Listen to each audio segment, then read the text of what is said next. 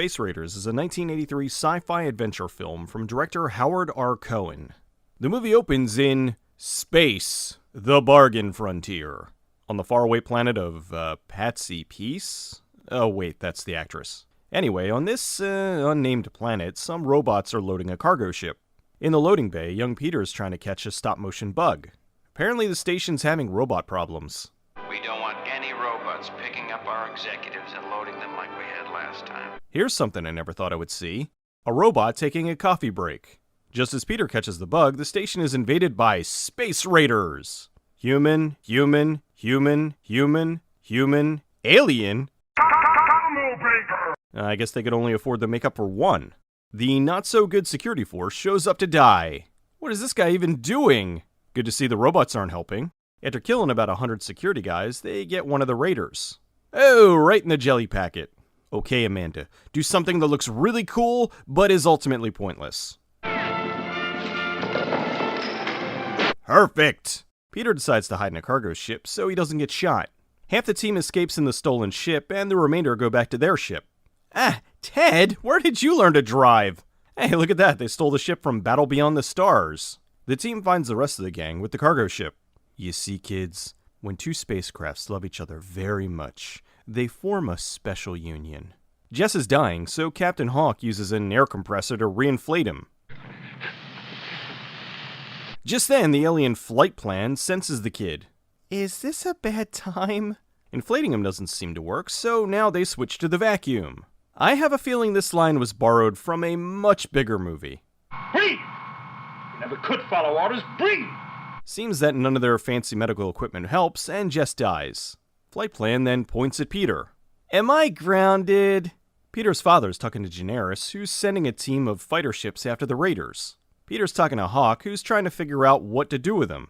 Since the cargo ship they stole was empty, Hawk uses his beer to blow it up. The raiders have a tearful funeral send-off for Jess. He'd made one hell of a man. Isn't he like 30? Alright, he's dead. Just dump him out the airlock.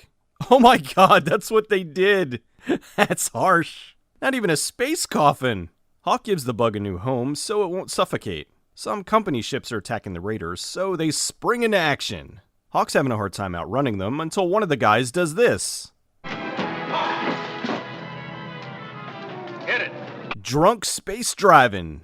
They blow up the ships, but they damage the plasma module. More ships show up, and they take them out. The guys can't reach the module, so Peter squeezes in to fix it. Hawk promises him if he fixes it, he'll make sure he gets him back home. Peter's looking around and spots the captain's bong.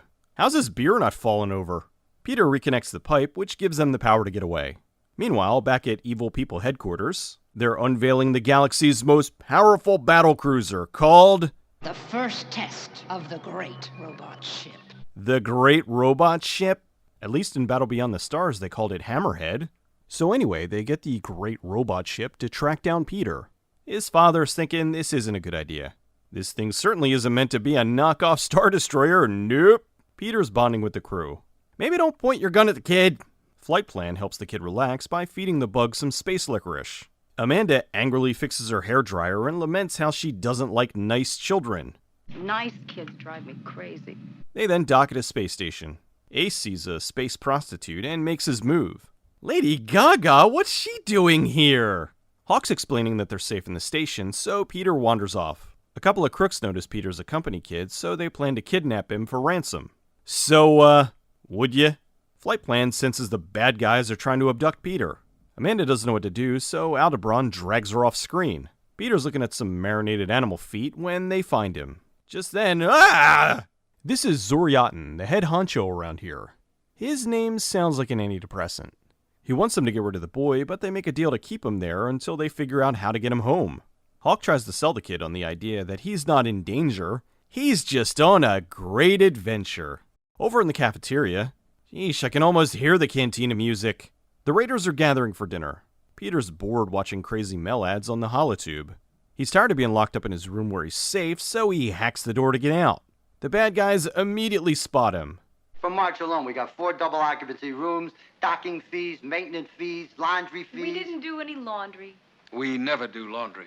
He wants them to steal 4 spaceships full of fuel in exchange for the money they owe him. Amanda wants out, so Hawk makes her a deal. After they steal the ships, she can take one to go home if she takes the kid with her. Peter's wandering around and the bad guys find him. He escapes by squeezing into a Jeffries tube. Peter, don't touch anything! You'll mess up the entire station's phone lines. Back at the bar, a brawl breaks out. These cards are glued together. Ace is minding his own business until he gets hit with Frankenberry. Hawk tells the gang the kid's missing. He yells for help and they don't hear him, but the bad guys do. The bad guys take off with Peter, so the raiders chase after them. Inside the bad guys' ship, instead of locking the kid in a room, they let him wander free. The engineers tell Peter's dad the robot ship found him. Peter sneaks off and hides in an escape pod. The robot ship lights up a sarcophagus, which goes after the bad guys. Peter escapes just as the ship explodes. The raiders see the ship explode and figure Peter's dead. Oh well, guess we can all go home now. All except for Hawk. He's not giving up. Hawk! Hawk! This kid isn't too bright. Flight Plan senses Peter, so they go to rescue him. Oh boy! I almost died! They're flying around, and Hawk teaches Peter how to work the ship's cannons. They also teach him to drink beer and swear. Goddamn rocks!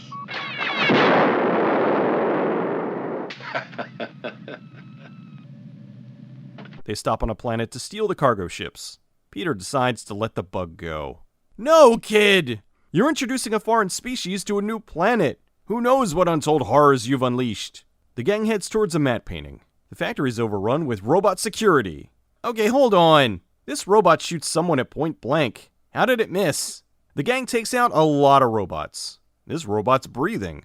Ace has kind of a funny run. They find the robot manufacturing plant and blow it up. The best thing about these robots is the production only needs like 3 actors, and they can just reuse them over and over. 3 of the ships go with Hawk, while Amanda takes the other to get Peter home. Zoriatin double-crossed the team and sent some fighters to blow up the ship. Since Peter can't fly the ship, he volunteers to man the guns.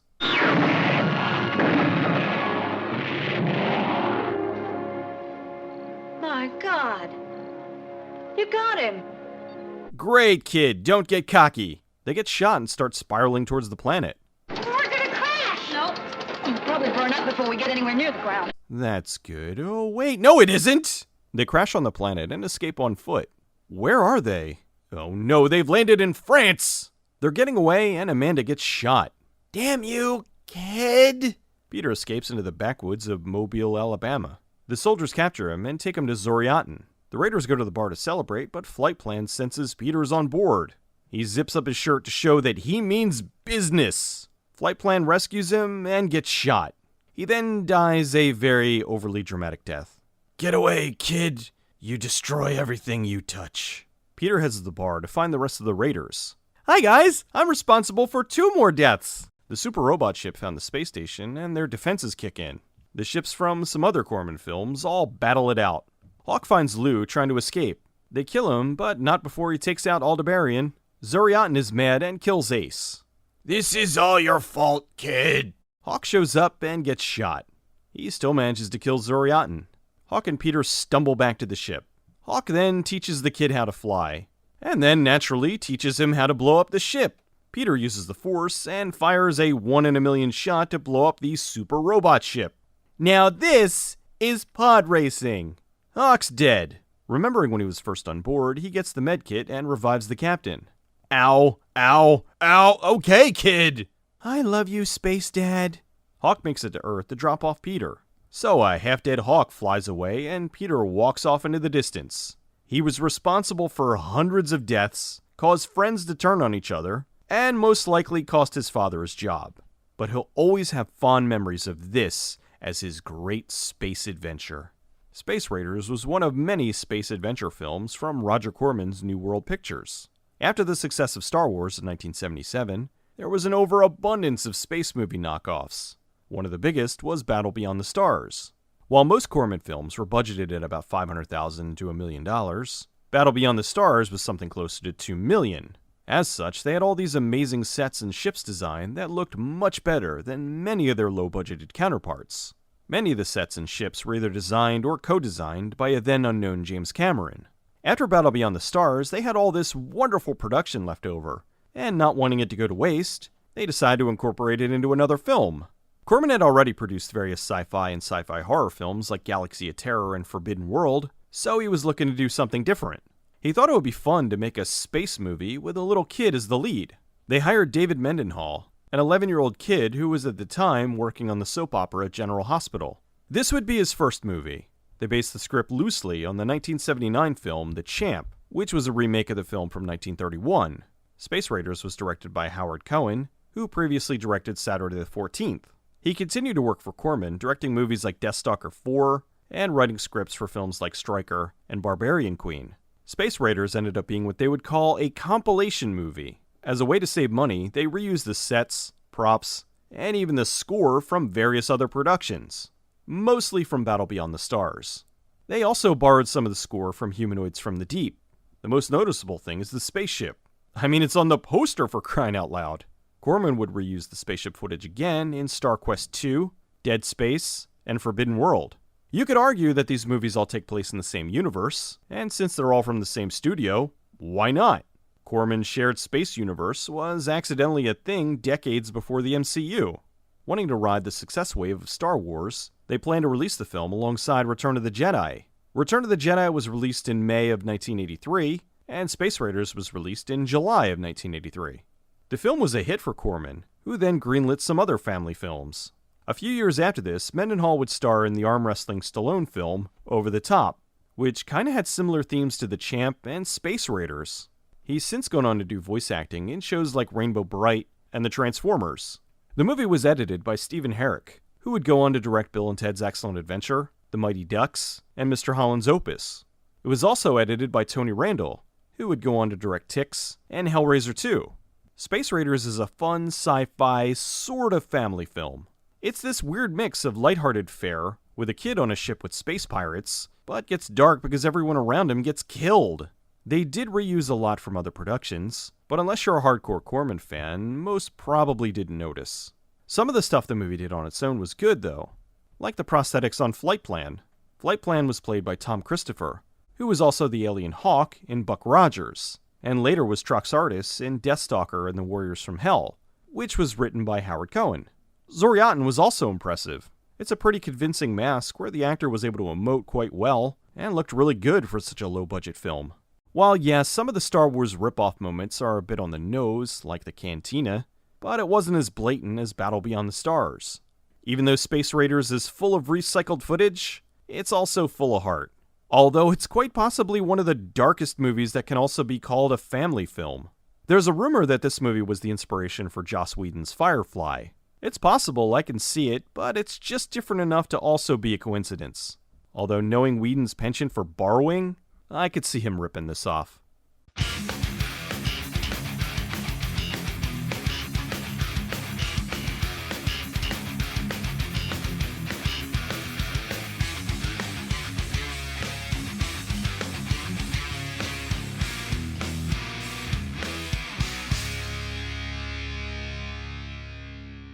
We never do laundry.